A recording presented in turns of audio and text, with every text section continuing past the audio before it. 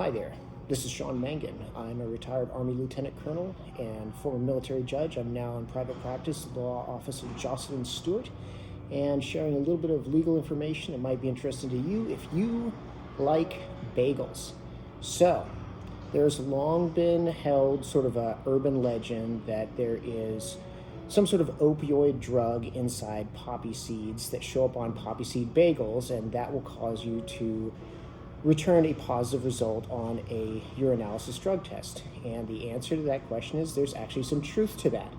But what's really interesting is that yesterday, the 7th of February, 2023, the Department of Defense took the added step of announcing that it was concerned about that and is halting, for at least temporarily, drug testing related to codeine.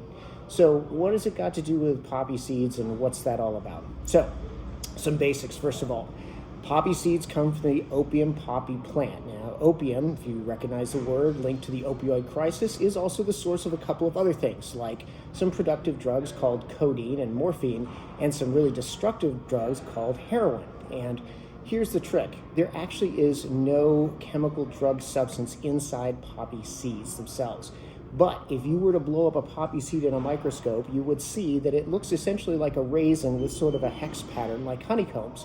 And it's bumpy, and it has spots in there. And the stuff that actually is used to make codeine and morphine or heroin is what's called the latex of the poppy. That's the goo that comes out of the poppy plant. And what happens is that in the processing of poppy seeds, there's a possibility of little bits of that latex getting stuck to the exterior of the seed. So why would we allow, or why does America allow those seeds to be put on food at all? Well, it all comes down to some FDA regulations which talk about whether something is an original substance inherently bad and therefore banned, like heroin and the latex from the poppy plant, or something that has an added foreign substance on it, so it's sort of not the fault of the seed. And as far as the rules and laws are concerned, those delicious little poppy seeds, which you can find in poppy seed muffins or on poppy seed bagels, are considered to be not inherently bad, but they are sometimes violated by the added substance of the latex, which actually is from the exact same plant that the seeds are from. So here's what's happened. In the past, there's a ratio of the substances that are found stuck to seeds that generally allow drug testing to sort out whether someone is fibbing or not if they say, oh, I tested positive for codeine because I was eating a poppy seed muffin or a poppy seed bagel. It all has to do with ratios. Usually there's a 2-to-1 ratio when it comes to morphine and codeine. And if you do the result on a test, they can look at it and say, this is consistent with what we see on the gunk that gets stuck on these seeds. And so therefore it makes sense that you may have accidentally inadvertently gotten some poppy seed that's contaminated, and therefore you get a negative or a positive result that's a false positive. In other words, not because you abused codeine without a prescription. Unfortunately, the data that's been studied is wrong. It turns out that there is no magic ratio that automatically lets a drug testing laboratory say that one is from deliberate misuse of codeine and that one's from eating a poppy seed bagel.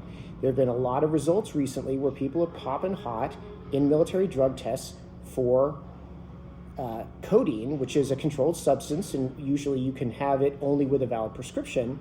And instead, it is showing up as positive results, and these people are saying, but I never used codeine, I never used drugs. And then upon some interviewing and some checking, we find out that they may have had a bagel or a muffin. And of course, the commands in the past have looked at the drug test results and said, no, the ratio is not right, you're fibbing, you're lying, so we're going to prosecute you, we're going to give you an Article 15, we're going to chapter you out. So what happens to someone in the military when they do come up hot for codeine? Well, it depends on your service. Some services are very harsh and will prosecute drug cases. Looking at you, Air Force. Other services are more lenient and tend to deal with it sometimes as rehabilitative nature and issue Article 15 punishment, or sometimes no punishment at all. Go Army. But the reality is that by DoD standard, all the services are required to initiate the administrative separation process for a hot illegal urinalysis drug result, and that can include codeine if you don't have a prescription for codeine. We have a client with our firm who's going through this right now. Not a drug user, popped hot for codeine, didn't know why, and the command was ready to take adverse action against him. Now, before this lab introduction come out, we had taken steps to prove to the command through independent testing and affidavits and stuff else that this guy's not a drug user. But it is certainly nice to see that the Department of Defense has also figured this out. So in a memorandum that was sent out to the services from the centralized Department of Defense drug testing lab, they realized now that there's some studies that show that it's very possible for you to return a positive test result for codeine without breaking the law and without having a codeine prescription and without taking codeine at all, simply because you've ingested poppy seeds. So what does this mean for you?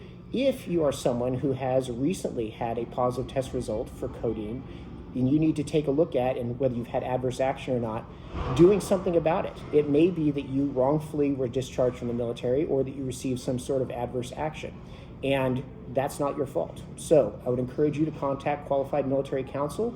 We do free consultations here at the Law Office of Jocelyn Stewart. You can check us out at www.ucmj-defender.com, and we can help you out and maybe solve your problem. But the important thing to remember is it also helps to be smart. I would advise everyone in the short term to just simply avoid eating anything with a poppy seed on it because it's a contamination.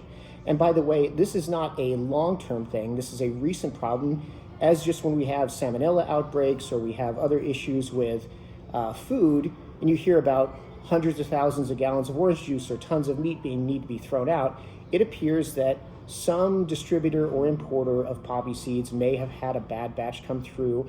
And obviously that's a thing that, because of our massive distribution system nationwide in the US, can mean that those products are shipped everywhere and could be consumed by everybody, including you. So if you've had a positive test result for codeine and you're not a codeine user and you have some concerns about what's happened to you, highly encourage you to contact qualified counsel and see what we can do to help you out. Thanks.